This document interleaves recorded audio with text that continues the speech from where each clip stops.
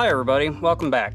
I'm Corey from RecPro, and today we're going to go over a little bit about our suburban water heaters here and water heaters in general, specifically the anode rod, what it is, what it does, when you should replace it, at least for this model of the suburban tanks that we offer.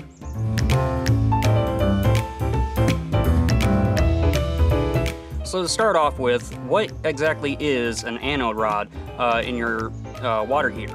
The anode rod is a sort of small metal rod that goes into the water heater's interior, usually the tank, and you can see examples of them here. These are replacement rods we have here.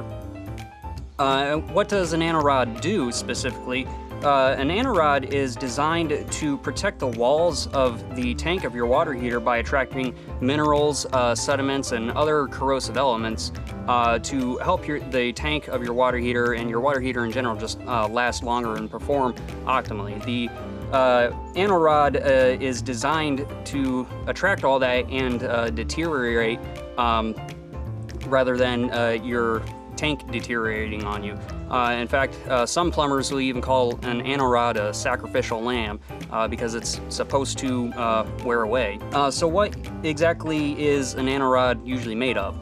Well, usually anode rods are made of either magnesium, aluminum, or an aluminum zinc alloy, which do a very good job of attracting all those corrosive elements and sediments and what have you, without affecting the quality of your water in any way. So when exactly should you replace your anode rod?